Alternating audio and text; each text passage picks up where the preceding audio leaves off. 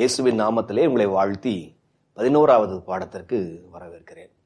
இந்த பாடத்தில் சில முக்கியமான பாடங்களை சார்ந்த கருத்துக்களையும் நாம் படித்துக் கொள்ள போகிறோம். இந்த பாடத்திற்குள்ள போவதற்கு முன்பாக ஒரு சின்ன வேண்டுகோள். இந்த பாடத்தை சபையில் எடுக்கும் பொழுது கூடுதலாக ஒரு 10 நிமிஷமோ 15 நிமிஷமோ ஆசிரியர்களுக்கு கொஞ்சம் கொடுங்க. ஏன்னா பாடத்தினுடைய கருத்துக்களை உள்ள போய் பார்க்கும் பொழுது மிக முக்கியமான சில கருத்துக்கள்லாம் ஆசிரியர் நமக்காக கொடுத்திருக்கிறார். எனவே அதை கருத்திலே வைத்து வழக்கம் போல சீக்கிரம் முடிச்சிடாம அதனுடைய கருத்துக்களுக்கு முக்கியத்துவம் கொடுத்து கொஞ்சம் ஒரு 10 நிமிஷம் ஒரு 15 நிமிஷம் ஆசிரியர்களுக்கு கொடுக்குமாறு அன்புடன் கேட்டுக்கொள்கிறேன். பாடத்தினுடைய தலைப்பு சீயோனில் தேவனை வாஞ்சித்தல். சீயோனில் தேவனை வாஞ்சித்தல் அப்படின்னு அர்த்தம் என்ன? சீயோனின் இனிய கீதங்கள் அப்படின்னு ஒரு வார்த்தை சொல்றாங்க. சீயோனின் இனிய கீதங்கள். அப்ப சங்கீதங்கள்ல சீயோனை குறித்து பேசப்படுகிறது. சங்கீதங்கள்ல ஜெபத்தை குறித்து பேசப்படுகிறது, சங்கீதங்கள்ல தொழுகை குறித்து பேசப்படுகிறது, சங்கீதங்கள்ல கிருபையை குறித்து பேசப்படுகிறது. அந்த வரிசையில சங்கீதங்கள்ல சங்கீதக்காரர்கள் சீயோனை குறித்து பேசுகிறார்கள். எவ்வளவு தூரம் பேசுறாங்க? சீயோன் அப்படின்ற வார்த்தை மாத்திரம் சங்கீத புத்தகத்துல 37 முறை வருகிறது. 37 முறை வருகிறதுனா சீயோனுக்கு அவ்வளவு முக்கியத்துவத்தை ஏன் சங்கீதக்காரர்கள் கொடுத்திருக்கிறாங்க? இதை தாங்க ஆசிரியர் எடுத்து 11வது பாடமாக நமக்காக கொடுத்திருக்கிறார். எனவே இந்த சீயோன்னா யார் அப்படின்ற விஷயம் புரிஞ்சிருச்சுன்னு சொன்னா சீயோனை பற்றிய ஒரு 4 அல்லது 5 சங்கீதத்தை இந்த நாளில் படிச்சுக்க போறாங்க. சரிங்களா? அப்ப என்னென்ன சங்கீதம் படிச்சுக்க போறோம் அப்படின்னா சங்கீதம் 84, சங்கீதம் 87, சங்கீதம் 122, சங்கீதம் 125, சங்கீதம் 46. ஆக 5 மிக முக்கியமான சங்கீதங்கள். ஞாபகம் இருக்கா? 84, 87, 122, 125, சங்கீதம் 46. சரிங்களா? அப்ப இந்த விஷயங்கள்லாம் புரிந்து கொள்ளணும்னு சொன்னா முதல்ல நாம் அறிந்து கொள்ள வேண்டியது சீயோன் என்றால் என்ன அப்படின்ற அந்த அடிப்படை கருத்தை நம்ம புரிந்து கொள்ளாம நம்ம உள்ள போயிட்டோம் அப்படின்னா அதனுடைய முக்கியத்துவம் தெரியாது. எதற்காக ஆசிரியர்கள், எதற்காக சங்கீதக்காரர்கள் ஏன் சீயோன் சீயோன் சீயோன் சொல்லிக்கிட்டே இருக்கிறாங்க அப்படின்ற விஷயம் நமக்கு தெரியவே தெரியாதுங்க. அதுவும் அவங்க எந்த கண்ணோட்டத்துல சீயோன் சொல்றாங்க அப்படின்ற விஷயமும் நமக்கு தெரியாது.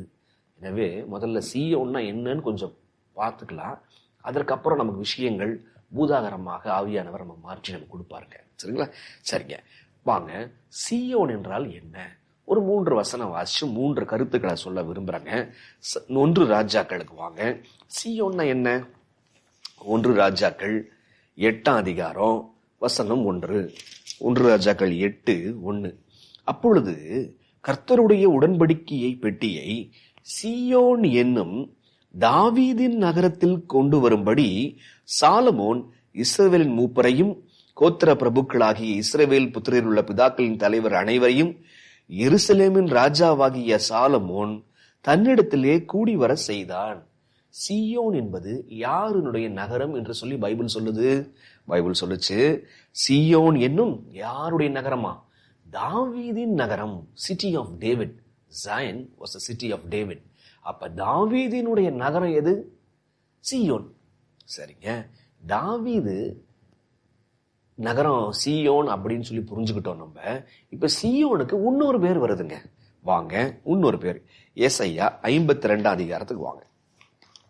ஏசாயா 52 வசனம் 1. எப்பெல்லாம் சீயோன் சீயோன் என்கிற வார்த்தை வருகிறதோ அப்பெல்லாம் இன்னொரு நகரத்தின் பெயரும் இணைக்கப்படுகிறது.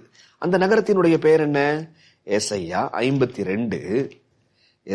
52 வசனம் 1. எழும்பு எழும்பு சீயோனே, உன் வல்லமையை தரித்துக்கொள்.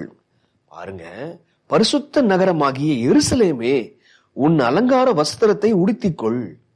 பாத்தீங்களா? சீயோன் சொல்லிட்டு அடுத்த அடியிலேயே சீயோனுக்கு நிகராக இன்னொரு வார்த்தையை போடுறாங்க. அது இன்னொரு பட்டணத்தினுடைய பெயராக இருக்கிறது. அந்த பெயர் என்ன? பைபிள் சொல்லுது எருசலேம்.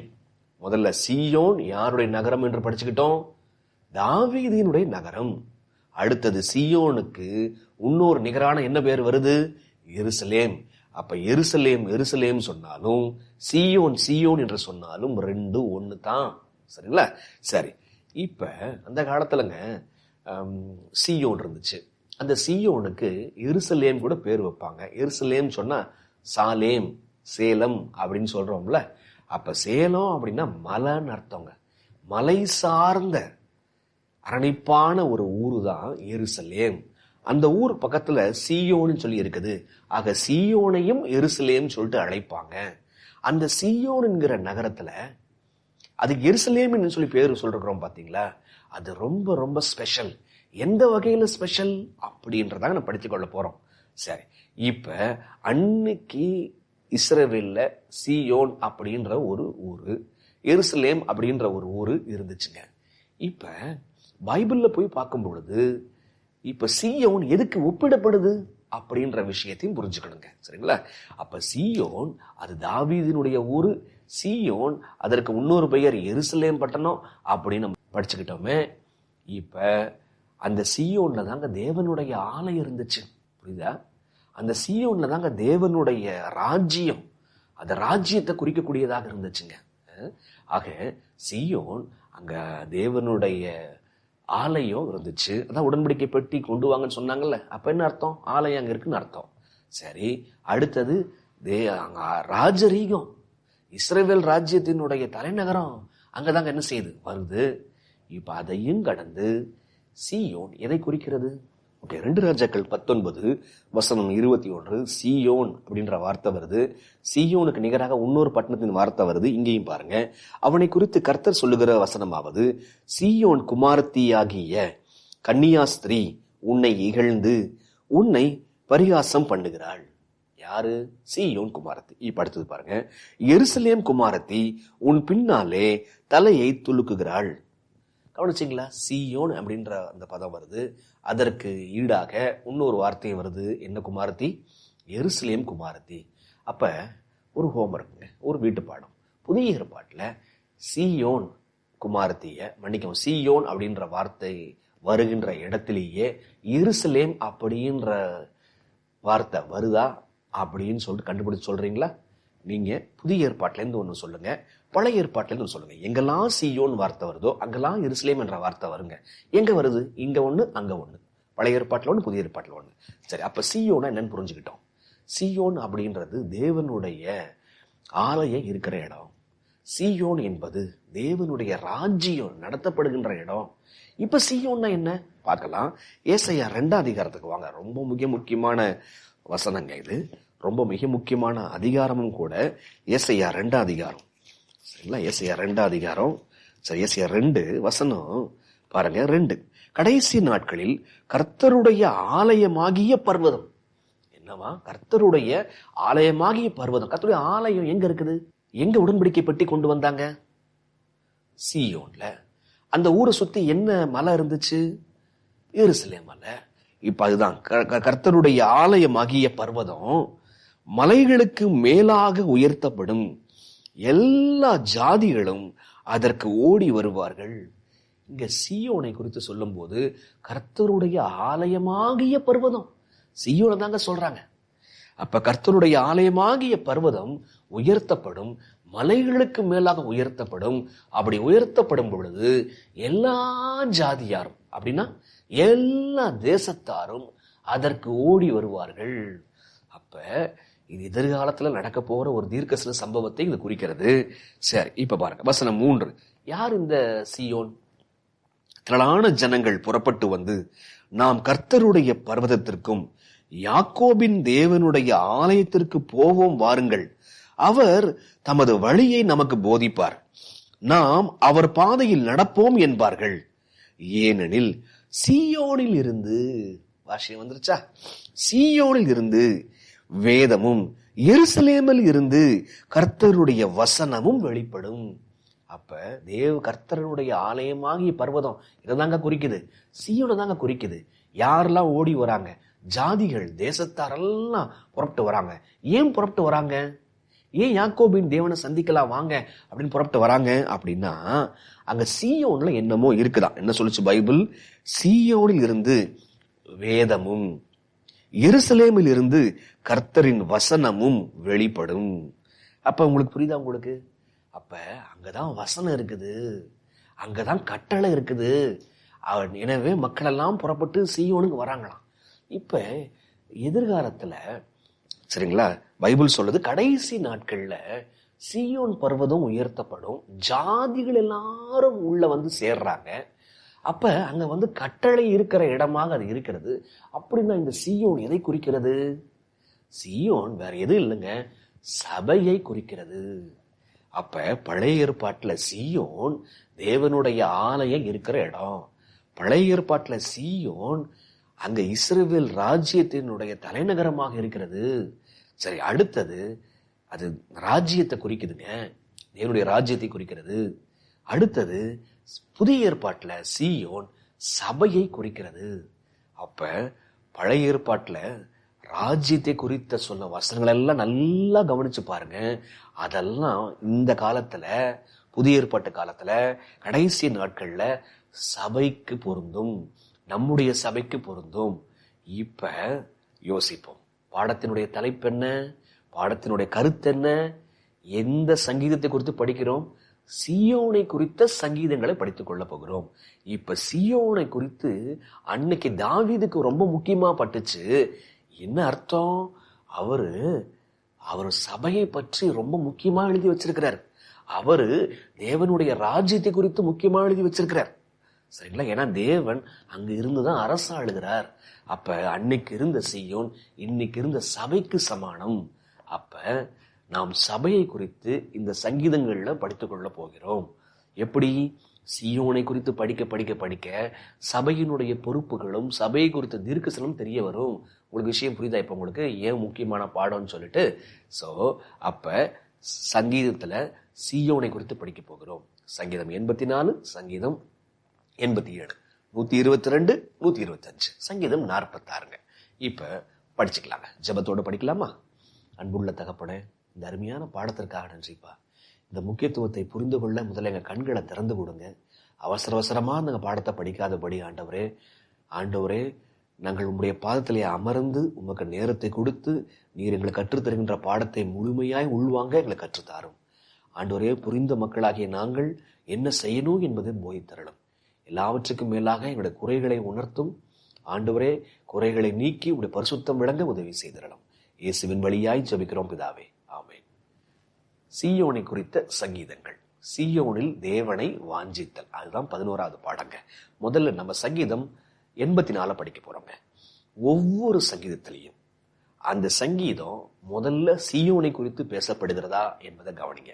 அடுத்தது அந்த சீயோனை குறித்து என்ன பேசப்படுது என்பதை கவனிங்க. அவ்வளவுதான், ரொம்ப எளிமையான விஷயம். அவ்வளவுதான், ரொம்ப எளிமையா புரிஞ்சுக்கலாங்க. முதல்ல சங்கீதம் 84ங்க. 84 முதல்ல இந்த சங்கீதம் யாரை குறித்து பேசப்படுகிறது? அதுக்கு சீயோனை குறித்து பேசப்படுகிறதா? சரி, ஒரு 4-5 வார்த்தைகளை கவனிங்களேன். அங்க வர்ற வார்த்தைகள்லாம் கூர்ந்து கவனிங்க, எங்க வருதுன்னு பாருங்க. முதல் வார்த்தை வசனம் 1ங்க. சேனைகளின் கர்த்தாவே, உமது வாசஸ்தலங்கள் எவ்வளவு இன்பமானவைகள். நீங்க அண்டர்லைன் பண்ண வேண்டிய வார்த்தை உமது வாசஸ்தலங்கள். சரி, 2வது வசனங்க பாருங்க. என் ஆத்துமா கர்த்தருடைய ஆலய பிரகாரங்களின் மேல் வாஞ்சையும் கவனமாய் இருக்கிறது. என்னவா? என்னுடைய ஆத்துமா கர்த்தருடைய ஆலயத்தின் மேல ரொம்ப வாஞ்சை என்ன செய்து இருக்குது. சரிங்களா? அந்த அளவுக்கு வாஞ்சை, தீவிரமான வாஞ்சை அவருக்கு இருக்குது. வாசஸ்தலங்கள், ஆலய பிரகாரம். அடுத்தது வசனம் 3.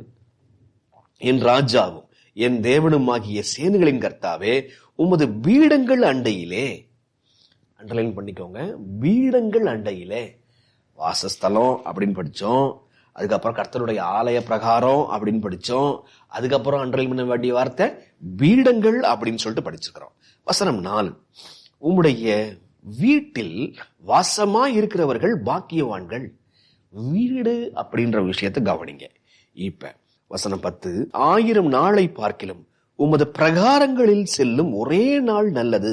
பிரகாரங்களில், ஆகாமிய கூடாரங்களில் வாசமாய் இருப்பதை பார்க்கிலும் தேவனுடைய ஆலயத்தின் வாசற்படியில் காத்திருப்பதையே தெரிந்து கொள்வேன். தேவனுடைய ஆலயத்தில். என்னென்ன வார்த்தை? எல்லாம் நேர்கோட்டில் வருதான்னு பாருங்க.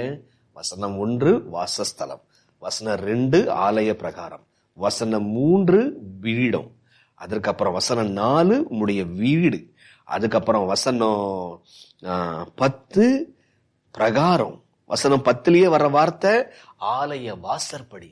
இதெல்லாம் எதை குறிக்குதுங்க? அவருடைய ஆசரிப்பு கூடாரத்தை குறிக்குது. அவருடைய பரிசுத்த ஸ்தலத்தை குறித்து பேசப்படுகின்ற வசனம். இப்போ ஒரு கேள்வி, பரிசுத்த ஸ்தலம் எங்க இருக்குது? எந்த ஊர்ல இருக்குது? பிரமாணம் எங்க கொண்டு வந்தாங்க? 1 ராஜாக்கள் 8:1 படிச்சோமே, எந்த ஊருக்கு கொண்டு வந்தாங்க? சீயோனுக்கு கொண்டு வந்தாங்க. அப்ப உங்களுக்கு புரியுதா? உங்களுக்கு இது சீயோனை பற்றிய சங்கீதம் தான். ஏன்? வாசஸ்தலம் எங்க இருக்குது? ஆலயம் எங்க இருக்குது? வீடம் எங்க இருக்குது? உங்களுடைய வீடு எங்க இருக்குது?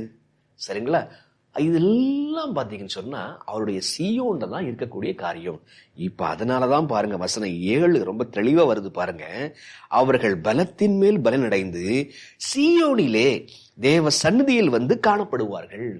அப்ப இந்த சங்கீதம் சீயோனை பற்றிய சங்கீதம் தானே, மாற்று கருத்தே இல்லையே. ஆமா, மாற்று கருத்தே இல்லை, இது சீயோனை பற்றிய சங்கீதம் தான். சரி, இப்ப சீயோனை பற்றிய சங்கீதம் என்று சொல்லி வரும் பொழுது இப்ப தாவீது என்ன சொல்றாரு? நான் வேற எங்கேயாவது இருக்கிறத விட, நான் வாசிக்கிறேன் பாருங்க, 1000 நாளை பார்க்கிலும் உமது பிரகாரங்களில் செல்லும் ஒரே நாள் நல்லது. 1000 நாளை விட ஒரு நாள் உங்களுடைய ஆலயத்துல இருந்தேன்னு சொன்னா அதுதான் நல்லது அப்படின்னு சொல்றாரு. ஏன் அவருடைய ஆலயத்துல ஒரு நாள் இருக்கிறது நல்லது? இப்ப வசனம் 4 பாருங்க. வசனம் 4, உம்முடைய வீட்டில் வாசமா இருக்கிறவர்கள் பாக்கியவான்கள். உம்முடைய வீட்டுல அங்கேயே தங்கி இருக்கிறவங்க ரொம்ப கொடுத்து வச்சவங்கப்பா அப்படின்றாங்க. என்னடா தாவீது என்ன சொல்றாரு? 1000 நாளை நான் என் வீட்டுல பெரிய பெரிய ஸ்டார் ஹோட்டல் எல்லாம் தங்குறதை விட ஒரு நாள் உங்களுடைய பரிசுத்த ஸ்தலத்துல தங்கினேன்னா அதுக்கு ஈக்குவல் ஆகாது அப்படின்னு சொல்றாரு. சரிங்களா? அப்ப இந்த 1 1000 ஒப்பிடவே முடியாது. இந்த 1 ரொம்ப கிரேட்டு அப்படின்றாரு. அப்புறம் அங்க வீட்டுல தங்குறவங்களுக்கு பாக்கியம் அப்படின்றாருங்க. அப்ப என்ன பாக்கியம் இருக்குது? அந்த வீட்டுல தங்கினா என்ன பாக்கியம் இருக்கு? சங்கீதம் 84, சீயோனிலே, அவருடைய ஆலயம் இருக்கிற இடம்தான் சீயோனு. அவருடைய ஆலயமாகிய அந்த பர்வதத்திலே வாசமா இருப்போம் சொன்னா நாம் பெறுகின்ற 4 மிக முக்கியமான ஆசீர்வாதத்தை இங்க சொல்றாங்க. சரிங்களா?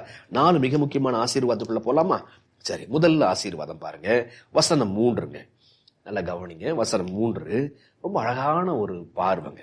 என் ராஜாவும் என் தேவனுமாகிய சேனைகளின் கர்த்தாவே, உம்முடைய பீடங்கள் அண்டையிலே அடைக்கலான் குருவிக்கு வீடும் தகைவிலான் குருவி தன் குஞ்சுகளை வைக்கும் கூடும் கிடைத்ததே. என்னவா? உடைய பீடங்கள் அண்டையிலே அடைக்கலான் குருவிக்கு வீடா? எங்க? பீடங்கள் அண்டையிலே. தகைவிலான் குருவிக்கு தன் குஞ்சுகளை வைக்கும் கூடும் கிடைத்ததே. அந்த அடைக்கலான் குருவிங்க, அந்த தகைவிலான் குருவிங்க, அதுங்களுக்கெல்லாம் இடமா இல்லை. அதுங்க எங்க வந்து கூடு கட்டியிருக்கு அப்படின்னா அவருடைய பீடம், பலிபீடம் அப்படின்னு சொல்றோமே, தூப பீடம் அப்படின்னு சொல்றோமே. இப்ப அந்த பீடங்கள் அண்டையிலே இந்த குருவிலாம் வந்து வீடு கட்டியிருக்கு. எங்க ஒரு குருவி ஒரு வீடு கட்டுறதை நீங்க பார்த்துருக்கிறீங்களா? எவ்வளவு கேர்ஃபுல்லா அதை கட்டுங்க. சரிங்களா? மனுஷன் போய் நின்னா கூட அங்க அது வீடு கட்டாதுங்க. அப்ப எது தான் குஞ்சுகளுக்கு பாதுகாப்போ அதை தேடுதுங்க. அப்படின்னா அது பாதுகாப்பான ஒரு இடத்தை தேடி கண்டுபிடிச்சிருச்சு. அந்த இடம் அவருடைய ஆலயத்தினுடைய பீடம், அவருடைய ஆலயம் தான் சேஃப்டி அப்படின்னு சொல்லிட்டு குருவிகளுக்கு புரிஞ்சிருக்கு.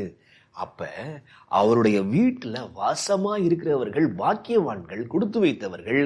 என்ன? அதுதான் பாதுகாப்பினுடைய இடம். புரியுதா உங்களுக்கு? பரிசுத்த ஆலயமாகிய பர்வதம் இருக்கே, சீயோன் பர்வதம் இருக்குதே, அது என்னது? அது வந்து பாதுகாப்பின் இடம். சரி, அடுத்தது இன்னொரு போலாங்க. வசனம் 5-7 வரைக்கும் வாசிக்கலாம். இந்த ஆலயம் சீயோன் பர்வதம் என்ன பாக்கியம் கிடைக்குதுன்னு பாருங்க. வசனம் 5-7, உம்மிலே பலன் கொள்ளுகிற மனுஷனும், என்னவா? உம்மிலே பலன் கொள்ளுகிற மனுஷனும் தங்கள் இருதயங்களில் செவ்வையான வழிகளை கொண்டிருக்கிறவர்களும் பாக்கியவான்கள். மூலமாக பலன் கொள்ற மனுஷனும் தங்கள் இருதயங்களில் செவ்வையான வழிகளை கொண்டிருக்கிறவர்களும் பாக்கியவான்கள். புரியுதா உங்களுக்கு? இருதயத்துல செவ்வையான வழி வச்சிருக்கிறவங்க பாக்கியவான்கள். இப்ப அழுகையின் பள்ளத்தாக்கை உருவ நடந்து அதை நீரூற்றாக்கி கொள்ளுகிறார்கள், மழையும் குளங்களை நிரப்பும். இப்ப சொல்றாங்க பாருங்க, அவர்கள் பலத்தின் மேல் பலம் அடைந்து சீயோனிலே தேவனுடைய சந்நிதியில் வந்து காணப்படுவார்கள். பலத்தின் மேல் பலன் அடைந்து சீயோன்ல தேவனுடைய சந்நிதிக்கு வராங்க. அப்ப ஒண்ணு, சீயோன் பர்வதம் பாதுகாப்புன்ற இடம். சீயோன் பர்வதம் பலத்தின் மேல் பலனை கொடுக்கக்கூடிய ஒரு இடம். சரிங்களா? அவன் அப்படி கடந்து வர்றவங்க வந்துட்டாங்கன்னா, ஆலயத்துக்கு வந்துட்டாங்கன்னா அவங்களுக்கு அவ்வளவு பலங்க. நடந்தே வராங்க வழி பயணிகள், இப்ப ஆலயத்துக்கு வந்துட்டாங்கன்னா பலன் வந்துருச்சு. சரிங்களா? ரொம்ப இன்ட்ரெஸ்டிங்கான விஷயங்க. சரி, மூன்றாவது இன்னொரு விஷயத்துக்கு போலாங்க. வசனம் 10 பாருங்க. 1000 நாளை பார்க்கிலும் உமது பிரகாரங்களில் செல்லும் ஒரே நாள் நல்லது. ஆகாமிய கூடாரங்களில் வாசமாய் இருப்பதை பார்க்கிலும். அதென்ன ஆகாமிய கூடாரம்? துன்மார்க்கமான கூடாரம், பாவம் நிறைந்த கூடாரத்தை பார்க்கிலும் தேவனுடைய ஆலயத்தின் வாசற்படியில் காத்திருப்பதையே தெரிந்து கொள்வேன்.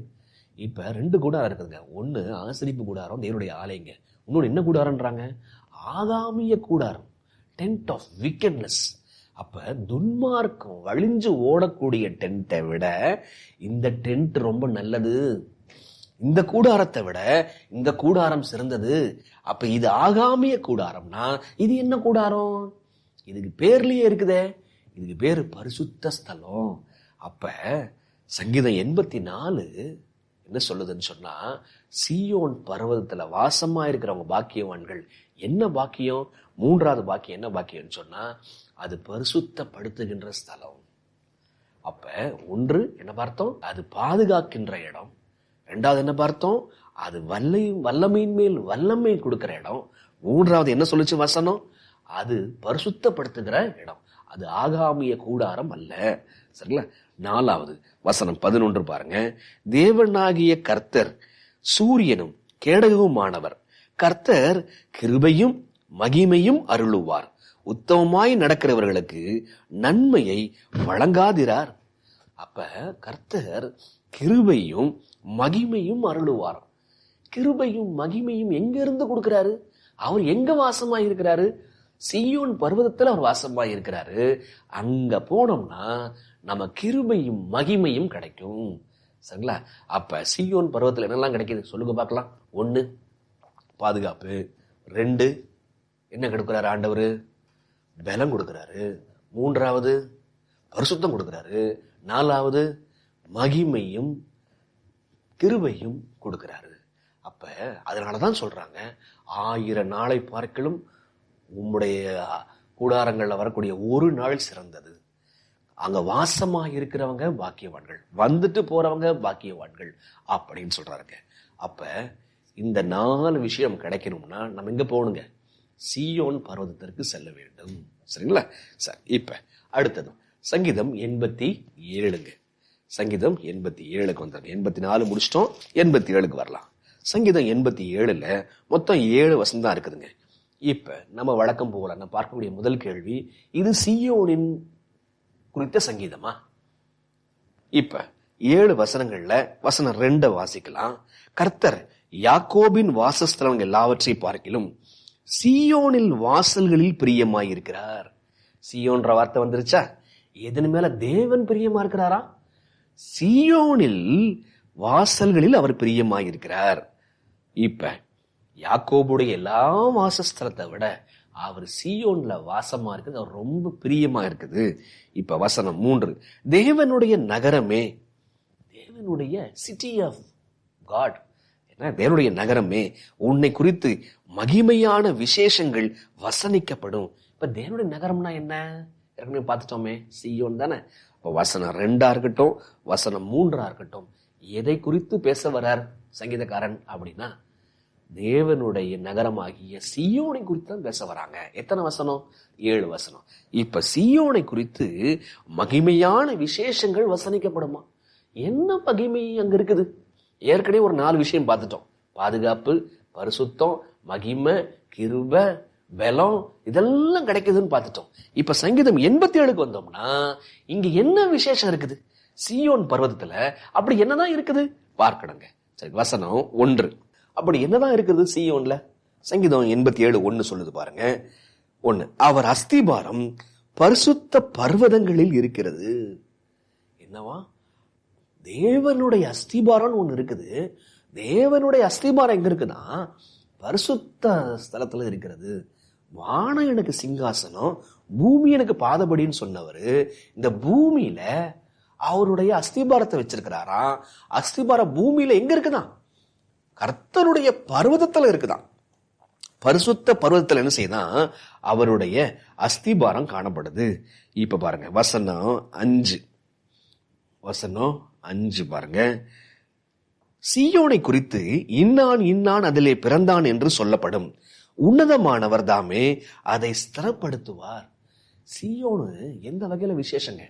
1, அங்க அஸ்திபாரம் இருக்கு. 2வது, சீயோனை தேவன் ஸ்திரப்படுத்துறாரு, அவர் எஸ்டாப்ளிஷ் பண்றாரு, நிலைவரப்படுத்துறாரு. அது அசைவதில்லை. அப்ப நமக்கு பாதுகாப்பு. ரைட்டுங்களா? அப்ப தேவன் சீயோனை ஸ்திரப்படுத்துகிறார். சரிங்களா? இப்ப 3வது பாருங்க, வசனம் 7. எங்கள் ஊற்றுகள் எல்லாம் உன்னில் இருக்கிறது என்று பாடுவோரும் ஆடுவோரும் ஏகமாய் சொல்லுவார்கள். இப்ப என்ன இங்க பாருங்க, வசனம் 7ல விஷயம் வருது. பாடுவோரும் ஆடுவோரும். சீயோன்ல என்ன இருக்குதான்? அஸ்திபாரம் இருக்குது. சீயோன்ல என்ன இருக்குதான்? அது ஸ்திரப்பட்ட ஊரா இருக்குது. இப்ப பாருங்க, சீயோனு பைபிள் சொல்லுது, சீயோன்ல பாடுவோர் உண்டு, இசை மீட்போர் உண்டு. சரிங்களா? அப்ப பாட்டு பாடுறவங்க உண்டு, இசைக்கருவிகள் வாசிக்கிறவங்க உண்டு. சீயோன்ல இருக்கிறாங்க. ஆகையினாலதான் அதை குறிச்சு நான் என்ன செய்வேன், நான் விளக்கமா நான் பாடுவேன் அப்படின்றாருங்க. அப்ப புரியுது? 4வது விஷயத்துக்கு போலாமா? வசனம் 7 பாருங்க, எங்கள் ஊற்றுகள் எல்லாம் உன்னில் இருக்கிறது. உன்னில்லாம் சீயோன்ல. அப்ப ஒரு ஊற்று பெருக்கெடுத்து என்ன செய்யுதுன்னா நமக்கு வந்து சேருது. எங்க இருந்து ஊற்று கிளம்புது அப்படின்னா அந்த ஊற்று கிளம்புகின்ற இடம் சீயோனு. பாருங்க, சீயோன்ல அஸ்திபாரம் இருக்கு. சீயோனை தேவன் வந்து ஸ்திரப்படுத்தி இருக்கிறார். சீயோன்ல பாட்டு பாடுறவங்க உண்டு, இசை வாசிப்பவங்க உண்டு. 4வது, சீயோன்ல ஊற்று பெருக்கெடுத்து வருது. என்ன ஊற்று? கொஞ்சம் நீங்க கவனிங்க, அடுத்தடுத்த இதுல உங்களுக்கு விஷயம் புரியும். அந்த ஊற்று வேற ஒண்ணு கிடையாது, சுவிசேஷம், சத்தியம். ஊற்று பெருக்கெடுத்து வருது. அதன் வழியாக நமக்கு இம்மைக்குரிய ஆசீர்வாதமும் வறுமைக்குரிய ஆசீர்வாதமும் வந்து சேருகிறது. அங்கிருந்தா ஊற்று கிளம்புது அப்படின்றாங்க. சரி, இப்ப அடுத்தது இன்னொரு விஷயம் பாருங்க. சீயோன்ல வேற என்ன இருக்குது அப்படின்னா பாருங்க, சீயோன்ல என்ன இருக்குது? வசனம் 4, வசனம் 6 பாருங்களேன். கர்த்தர் ஜனங்களை பேரெழுதும் போது இன்னான் அதிலே பிறந்தான் என்று அவர்களை தொகையிடுவார். நம்ம கர்த்தர் ஜனங்களை பேரெழுதும் போது இன்னான் அதிலே பிறந்தான் என்று அவர்களை தொகையிடுவார். கவனிச்சிங்களா? நீங்க உங்களுக்கு புரியுதா? பைபிள் வச்சு வாசிக்கிறீங்களா? இப்ப பைபிள் என்ன சொல்லுது? கர்த்தர் ஜனங்களை பேர் எழுதும் பொழுது இன்னான் இங்கே பிறந்தான் என்று சொல்லுவார். இப்ப வழக்கமா பிறந்த பிற்பாடு பேர் எழுதுவாங்க. இங்க பாருங்க, பேர் எழுதின பிற்பாடு பிறக்கிறாங்களாம். இங்க கர்த்தர் வந்து பேர் எழுதுறாரு. ஜனங்களை பேர் எழுதும் பொழுது இன்னான் அதிலே பிறந்தான் என்று அவர்களை தொகையிடுவார். யாரு பிறக்கிறா? இதுதான் விஷயம். யாரை கொண்டு வந்து சேர்க்கிறாரு? வசனம் 4 பாருங்க. இது சீயோன்ல உள்ள சிறப்புங்க. என்னை அறிந்தவர்களுக்குள்ளே ராகாபையும் பாபிலோனை குறித்து பேசுவேன். என்னவா? என்னை அறிந்தவர்களுக்கு போயிட்டு நான் பாபிலோனை குறித்தும் ராகாபை குறித்தும் பேசுவேன். எங்க அவங்கள பத்தி ஏங்க இவங்கள்ட்ட போய் பேசணும்? என் கிட்ட இருக்கிறவங்கள்ட்ட போயிட்டு பாபிலோனை குறித்து பேசுவேன். என் கிட்ட மனசோடு மனசா வாழ்றாங்க பாத்தீங்களா, அவங்கள்ட்ட போயிட்டு ராகாபினுடைய சந்ததியை குறித்து நான் பேசுவேன் அப்படின்றாருங்க. ஏதோ பாபிலோனும் ராகாப் சந்ததி மட்டுமல்ல, இதோ பெலிஸ்தியரிலும் தீரியரிலும் எத்தியோப்பியரிலும் கூட இன்னான் அங்கே பிறந்தான் என்றும். அப்ப அவங்கள குறித்து யார் யாரெல்லாம்? மற்ற ஜனங்களை குறித்து, மற்ற தேசத்தாரை குறித்து, பாபிலோனு, எத்தியோப்பியரு, ராகாபு, இப்படிப்பட்ட மற்ற தேசத்தாரை, புறஜாதிகளை குறித்து அவரை அறிந்திருக்கிற மக்களோடு பேசுவேன். என்ன பேசுவாரு?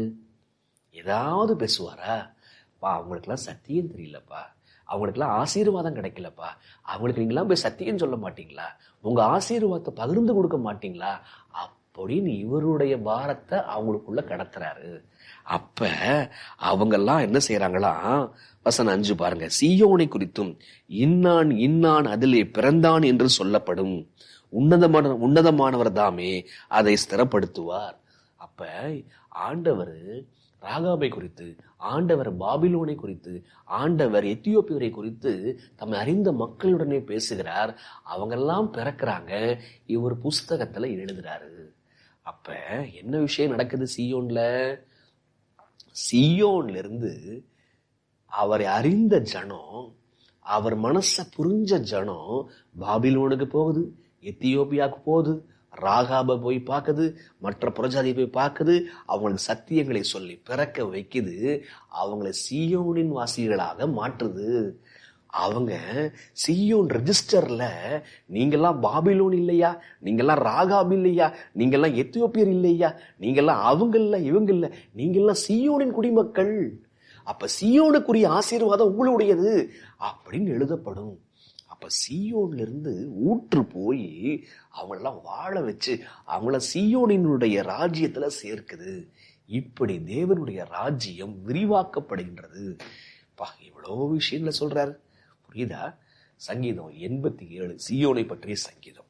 சங்கீதம் 87 அங்க சீயோனை குறித்து ஏன் விசேஷங்கள் என்ன இருக்குது படிச்சோம், ஞாபகம் இருக்குங்களா? அங்கதான் அஸ்திபாரம் இருக்கு, அங்கதான் ஸ்திரத்தன்மை இருக்கிறது, அங்கதான் பாடுவோரும் உண்டு, இசை வாசிப்போரும் உண்டு, அங்கதான் ஊற்று இருக்குது, அங்கதான் அந்த ஊற்று கிளம்பி சத்தியம் போய் அங்கிருந்துதான் போய் ஊழியம் நடைபெற்று இப்படி அங்க சீயோன் எருசலேம்ல இருந்தது என்னுடைய ராஜ்யம் உலகம் முழுவதும் பரம்பி உலகம் முழுவதுக்கும் தேவன் ராஜாவாக அவர் மாறுகிறார்.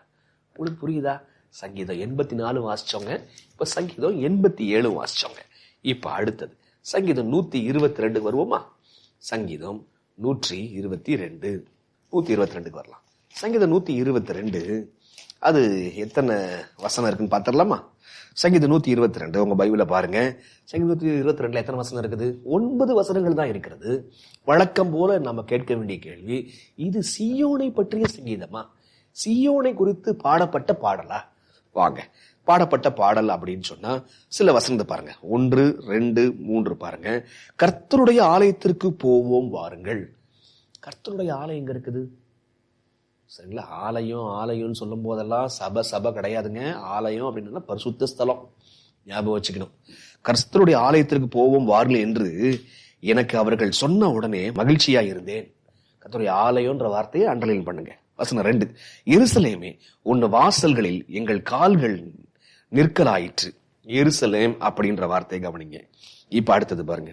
எருசலேம் இசைவினைப்பான நகரமாய் கட்டப்பட்டிருக்கிறது. எருசலேம் நகரம், எருசலேம் தேவனுடைய ஆலயம், இதெல்லாம் எதை குறிச்சு பேசுது? எங்க அவங்களுடைய ஆலயம் இருக்கும்? எருசலேமுக்கு இன்னொரு வார்த்தை என்ன?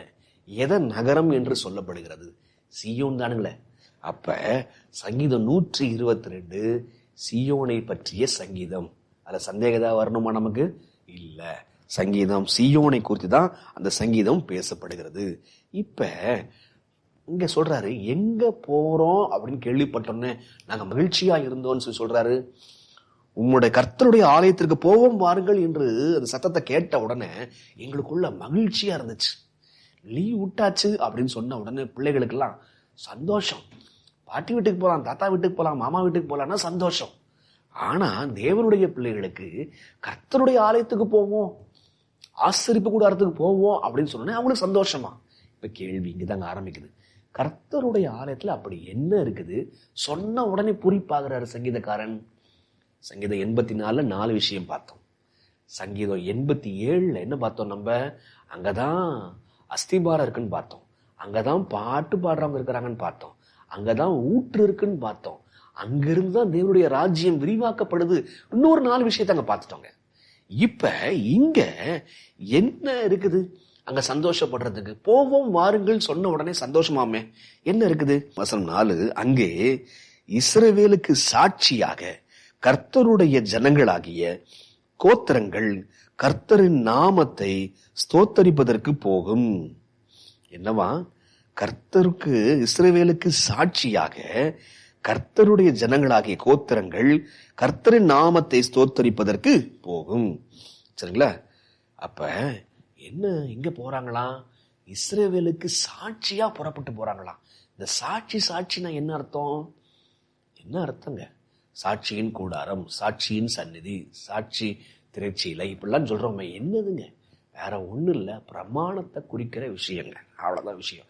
அப்ப அங்க என்ன இருக்குதா அப்படின்னா, தேவன் எழுதி கொடுத்த பிரமாணம் அங்கதான் ஸ்டோர் ஆயிருக்கு.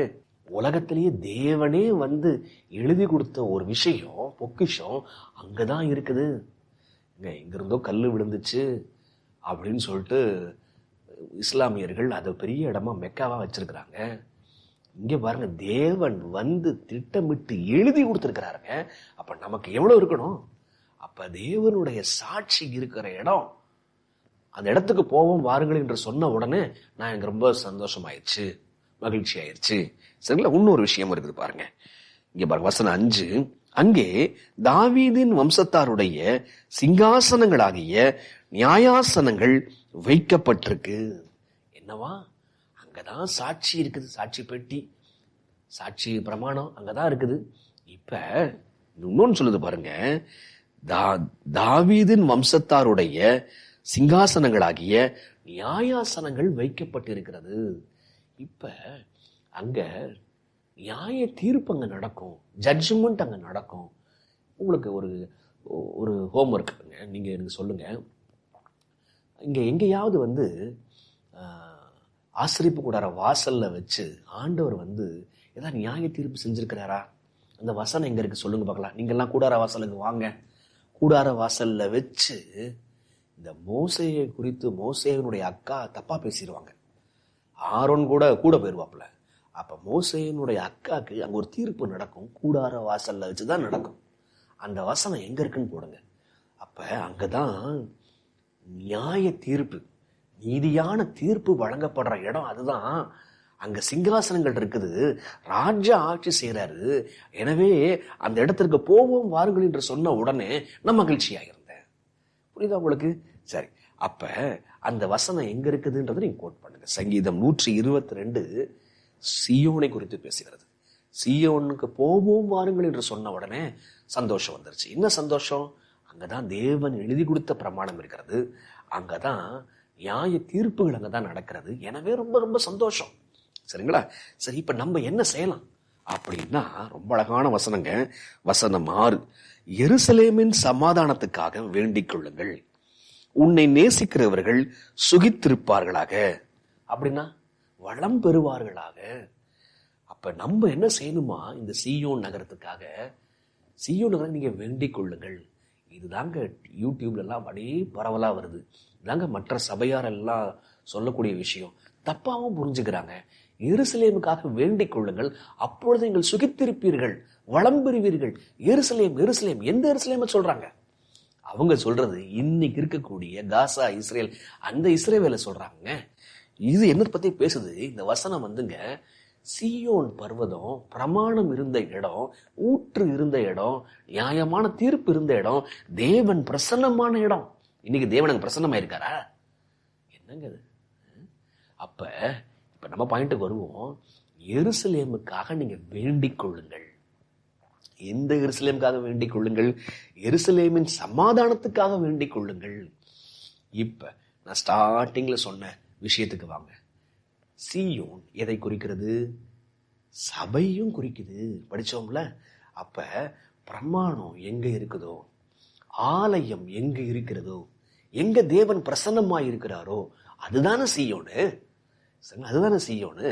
இப்ப விஷயம் சொல்லுங்க. இப்ப எருசலேமுக்காக வேண்டிக் கொள்ளுங்கள்னா பிரமாணம் வேண்டாம், ஆனா எருசலேம் வேணும். எந்த வகையில் நியாயம்? பிரமாணம் வேண்டாம், சீயோன் வேணும். எப்படிங்க? அப்ப உடன்படிக்கை பெட்டி எங்க இருக்குதோ அதுதானே செய்யணும். இப்ப உடன்படிக்கை பெட்டிய இருக்கிற இடத்துக்காக ஜெபம் பண்ணுங்க. எந்த இடத்துல இருக்கு? உலகத்திலேயே 10 பிரமாணத்தை போதிக்கிறவங்க யாரு? தேவனுடைய மீதமான ஜனம். அப்ப கிறிஸ்தவர்கள் எல்லாரும் சேர்ந்து தப்பா புரிஞ்சுக்கிறாங்க. நம்ம சரியா புரிஞ்சுக்கணும். சபைக்காக, சபையின் சமாதானத்துக்காக வேண்டிக் கொள்ளுங்கள். ஏன்னா தேவன் ராஜரீகம் பண்றாரு. அங்க அவருடைய உடன்படிக்கை பெட்டி இருக்கிறது, அங்க அவருடைய சாட்சி இருக்குது, சரிங்களா? அங்க அவருடைய ஊற்று இருக்குது, அங்க அவருடைய பாதுகாப்பு இருக்குது, சரிங்களா? இப்படி அங்க அவருடைய வல்லமை இருக்கிறது, அங்க அவங்களுடைய கிருபை விளங்குது, அவருடைய மகிமை விளங்குது. இப்ப சாத்தான் சும்மா ஓடுவானா? எனவே எருசலேமின் சமாதானத்துக்காக வேண்டிக் கொள்ளுங்கள்னா நம்மளுடைய திருச்சபைக்காக, அருமையான மீதமான திருச்சபைக்காக வேண்டிக் கொள்ளுங்கள். அப்படி வேண்டிக்கிட்டோம்னா என்ன ஆகும்? பைபிள் சொல்லிச்சு பாருங்க, உன்னை நேசிக்கிறவர்கள் சுகித்திருப்பார்களாக. என்னவா? யாரெல்லாம் இயேசுவை நேசிப்பது போல சபையை நேசிக்கிறவங்களா இருக்கிறாங்களோ அவங்க வாழ்க்கையில வளம் உண்டாகும். சபையை நேசிக்கிறீங்களா? யோசிச்சு பாருங்க. இயேசுவின் மீது உள்ள அன்பு சபை மீதும் இருக்கிறதா? யோசிச்சு பாருங்க. நீங்க எருசலேமுக்காக வாடி துவண்டு போய் இருக்கிறீங்களா? யோசிச்சு பாருங்க.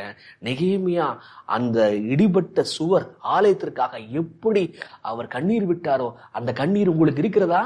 யோசிச்சு பாருங்க. இங்க தாவீது சொல்றாரு, எருசலேமின் சமாதானத்துக்காக வேண்டிக் கொள்ளுங்கள், அதுல உங்க ஆசீர்வாதம் இருக்குது. சரி, ரிவர்ஸ்ல போடுவாங்க.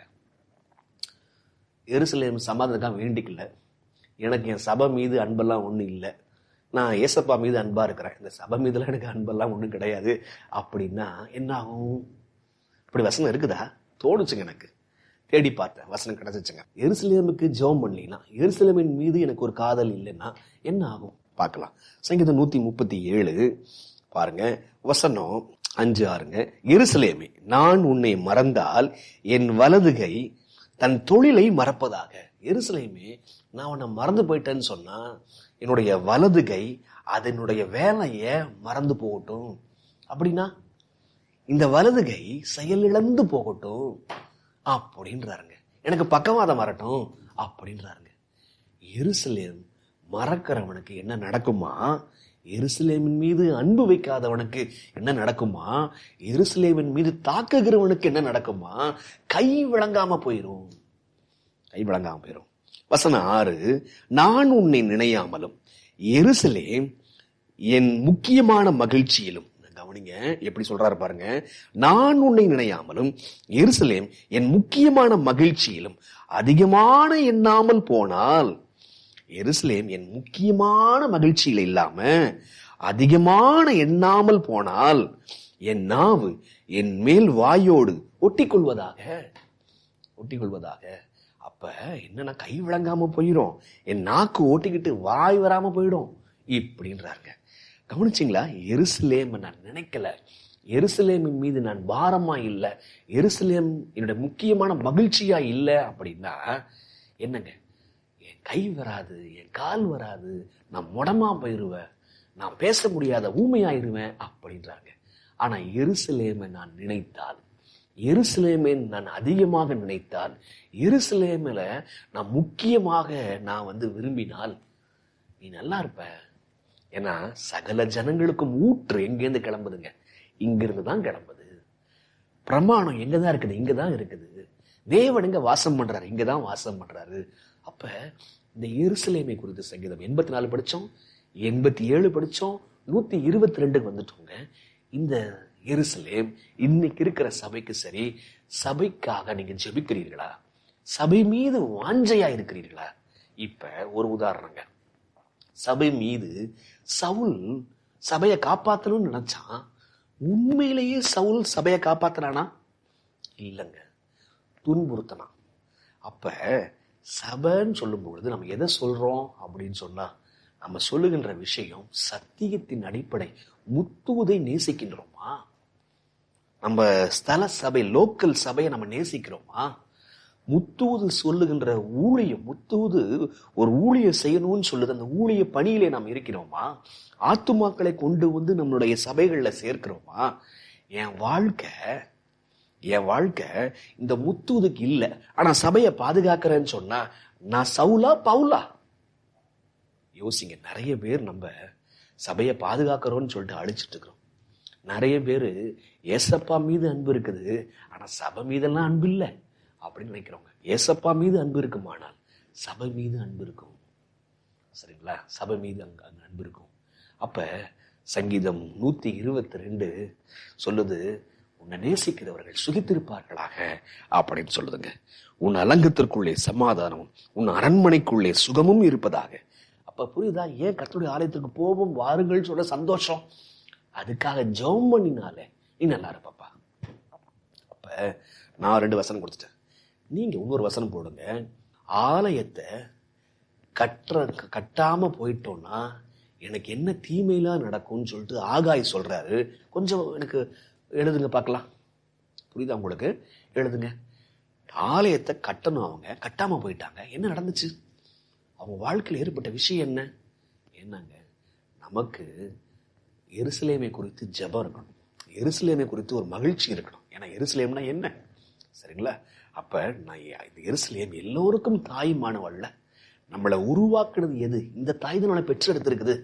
அப்ப தாயை பத்தின ஒரு பாரம் நமக்கு வரணுமா இல்லையா?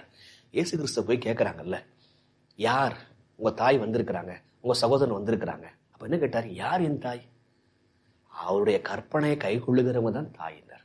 அப்ப தேவனுடைய சத்தியத்தை கைகொள்ளுகின்ற பிள்ளைகள் இருப்பதனால தான் நம்ம மறுபடியும் பிறந்திருக்கிறோம். புரியுதா உங்களுக்கு? அப்ப இந்த சபை இல்லை அப்படின்னா நான் பிறந்திருக்கவே முடியாதுங்க. நான் உடலால் பிறந்திருக்கலாம், உள்ளத்தால் எப்படி மறுபிறப்பு எடுத்தேன் அப்படின்னா இந்த சபை தானே. அப்ப அந்த தாய் நல்லா இருக்கணுமா இல்லையா? அந்த சத்தியம் அடுத்த தலைமுறைக்கு போடுமா இல்லையா? அதுதாங்க. அப்ப அதுக்காக வேண்டிக்கிறவங்க, அதுக்காக வாடி நிக்கிறவங்களுக்கு, நீ எனக்காக வாடி நிக்கிறல்ல, என் சபைக்காக வாடி நிக்கிறல்ல, இந்த ஆசீர்வாதம் அப்படின்னு ஆண்டவர் கொடுப்பாருங்க. சங்கீதம் 46ங்க. 46ல 11 வசனங்கள் இருக்கு. எப்போதுமே கேட்பது போல கேள்வி. சங்கீதம் 46 அது சீயோனின் இனிய சங்கீதங்களா? சங்கீதம் 46 விஷயம் பாருங்க.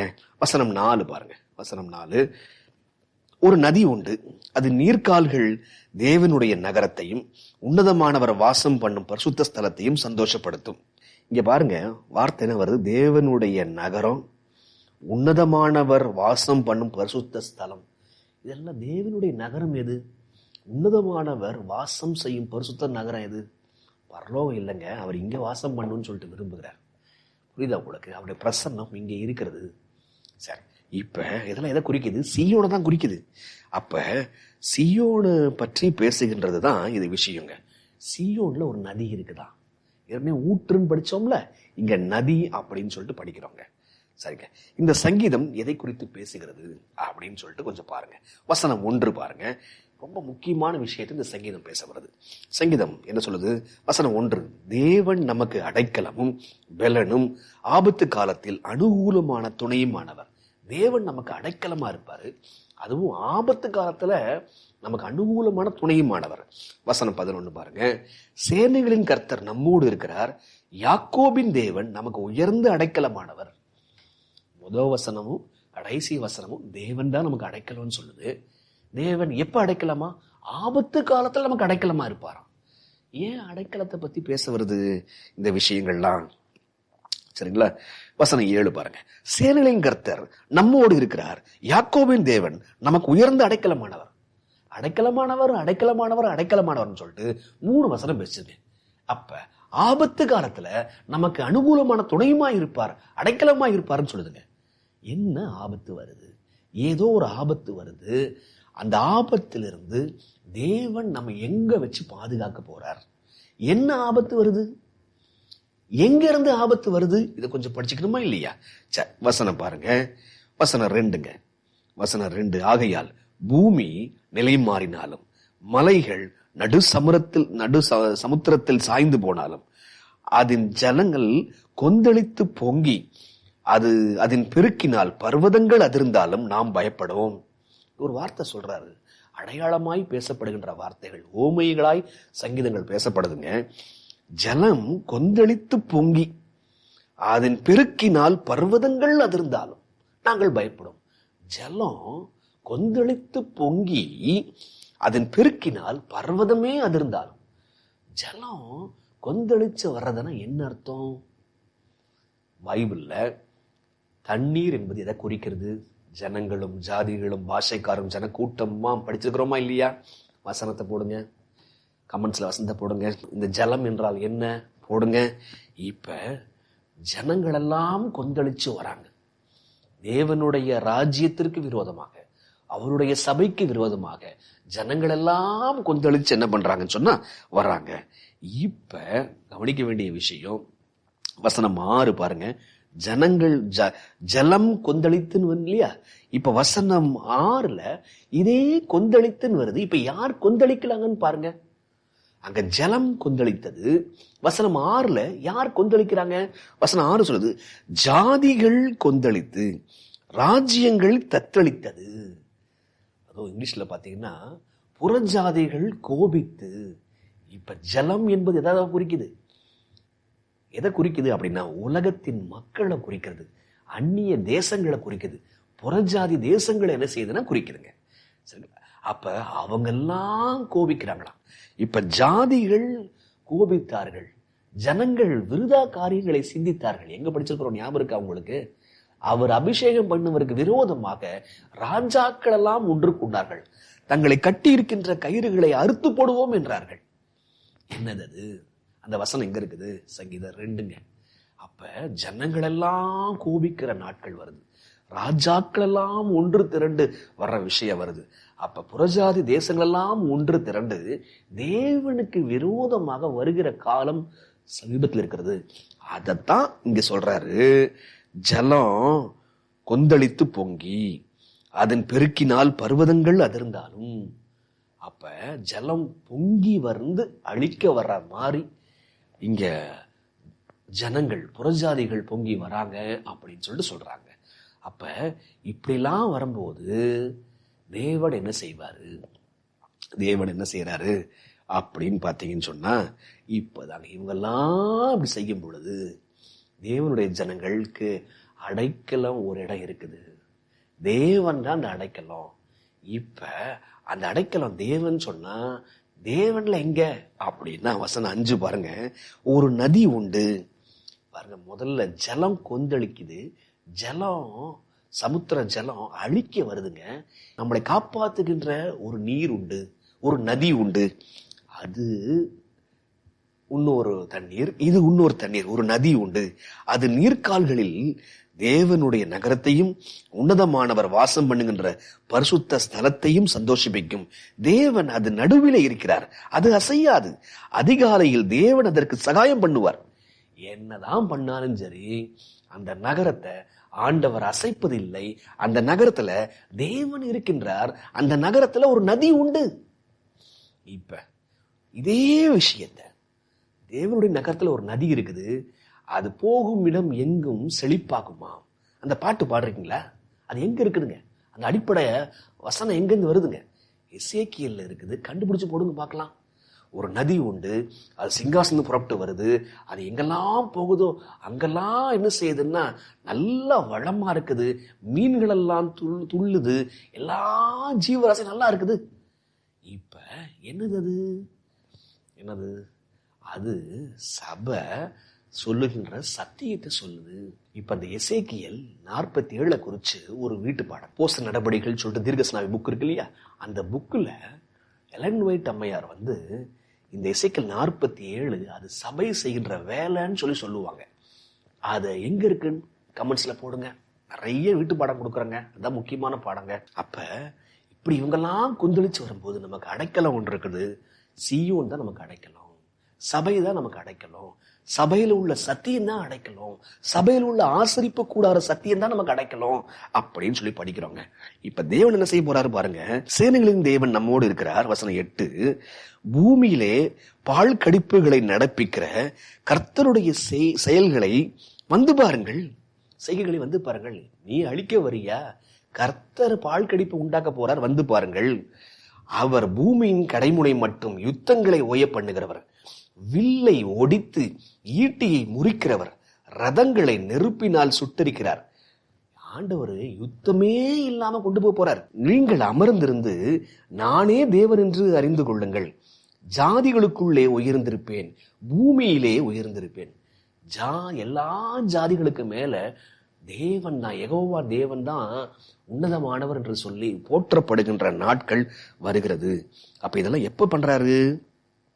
வசனம் 6, ஜாதிகள் கொந்தளித்து ராஜ்யங்கள் தத்தளித்தது, அவர் தம்முடைய சத்தத்தை முழங்க பண்ணினார், பூமி உருகி போயிற்று. எப்ப? இரண்டாம் வருகையில. இரண்டாம் வருகையில ஆண்டவர் யாரெல்லாம் அழிக்க வராங்களோ அவங்களெல்லாம் அழிச்சு யுத்தத்தை ஓய பண்ணி, யார்தான் தேவன் எப்படி பார்வோனுக்கு காமிச்சாரு, எகிப்துக்கு காமிச்சார், அதே போல உலகத்துக்கே காட்டுவார். தொடு பார்க்கலாம் ஏன் இஸ்ரவேலை. இது ரொம்ப கட்டுக்கோப்பான ஒரு நகரம், சத்திய நகரம். இது எருசலேம், இது சீயோன், தொட முடியாது, நான் அவங்க மத்தியில் இருக்கிறேன், அது அசையாது அப்படின்னு சொல்றாங்க. புரியுதா உங்களுக்கு? சங்கீதம் 46 சொல்லுது, நீங்கள் அமர்ந்திருந்து தேவன் செய்யற காரியத்தை பாருங்க, அவரை புரிஞ்சுக்கோங்க அப்படின்னு சொல்றாருங்க. சங்கீதம் 46 சீயோனின் சங்கீதம் தான். அப்ப சீயோனை எதிர்த்து வருகின்றவங்க என்ன ஆக போறாங்க, சீயோன்ல இருக்கிறவங்களுக்கு எப்படி பாதுகாப்பு இருக்குது அப்படின்ற விஷயத்த சொல்றாங்க. இப்ப சங்கீதம் 125, சங்கீதம் 125 ஒரு வசனம் வாசிச்சு முடிச்சிடலாமா? சங்கீதம் 125 முதல் 2 வசனம்.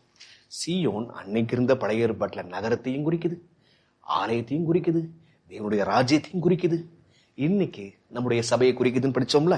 இப்ப இந்த சங்கீதம் 125 முதல் 2 வசனம் ரொம்ப அழகான வசனங்க. கர்த்தரை நம்புகிறவர்கள் என்றென்றைக்கும் அசையாமல் நிலைநிற்கும் சீயோன் பர்வதத்தை போல் இருப்பார்கள்.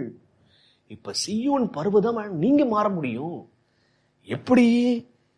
அது எப்படி அசையாம அப்படியே இருக்குதோ அத போல நீ சீயோன் பர்வதமா மாறுவ. எப்ப? நீ கர்த்தரை நம்புனா சீயோன் பர்வதமா நீ மாறிடுவ. இப்ப அடுத்தது, பர்வதங்கள் எருசலேமை சுற்றிலும் இருக்குமா போல் கர்த்தர் இது முதல் என்றென்றைக்கும் தம்முடைய ஜனத்தை சுற்றிலும் இருக்கிறார். எப்படி மலை சூழ்ந்த இடம் நடுவுல சீயோன் இருக்குதோ அதே போல உங்களை சுற்றிலும் நான் இனிமே இருக்கிறேன் அப்படின்றாங்க. நீங்க சீயோனை போல இருக்கிறீங்களா? கர்த்தரை நம்புறீங்களா? சங்கீதம் 84 படிச்சோம், சங்கீதம் 87 படிச்சோம், சங்கீதம் 122 படிச்சோம், சங்கீதம் 46 படிச்சோம், சங்கீதம் 125 படிச்சிட்டோம். சீயோன் எப்படி முக்கியமானது, எவ்வளவு விசேஷமானது. அங்கதான் பாதுகாப்பு இருக்குது, அங்கதான் வல்லம் இருக்குது, அங்கதான் மகிமை இருக்கிறது, அங்கதான் கர்த்தருடைய பரிசுத்தம் அங்கதான் இருக்கிறது, அங்கதான் தேவன் எழுதி கொடுத்த சாட்சி பெட்டி இருக்கிறது, சாட்சி பிரமாணம் இருக்குது, அங்கதான் நியாய தீர்ப்பு இருக்கிறது, அங்கதான் ஊற்று இருக்குது, சுவிசேஷம் இருக்குது. அங்கிருந்துதான், அந்த இடத்துல இருந்துதான் தேவனுடைய ராஜ்யம் உலகத்தின் கடைசி பரியந்தமும் போய்கிட்டு இருக்குது. இப்ப அதை எதிர்த்து சாத்தான் வந்தான்னா அவன் ஒண்ணுமில்லாம ஆயிடுவான். நீங்களும் நானும் எருசலேமுக்காக, எருசலேமின் சமாதானத்துக்காக வேண்டிக்கிறோமா? எருசலேமை நேசிக்கிறோமா? சற்று யோசிப்போங்க. நாம் எருசலேமின் பணியை தொடர்ந்து செய்வோம், எருசலேமிலேயே இருப்போம். சீக்கிரத்துல எருசலேமை ஆண்டவர் உயர்த்துவார். அப்ப நம்ம களி கூறுவோம், எருசலேமினுடைய வாழ்வை நாம் காண்போம். ஜெபம் பண்ணலாமா? அன்புள்ள தகப்பனே, மேலான பாடத்துக்காக நன்றி. மீண்டும் ஒரு விஷயத்தை கேட்க மன்னிக்கவும், மீண்டும் ஒரு விஷயத்தை கேட்டு ஆண்டவரே நாங்கள் எருசலேமிலே இருக்கவும், சத்தியத்திலே நிலை கொண்டிருக்கவும் உதவி செய்யுங்கப்பா. எருசலேமுடைய வாழ்வை காண உதவி செய்யுங்க. இயேசுவின் வழியாய் ஜெபிக்கிறோம் பிதாவே, ஆமென்.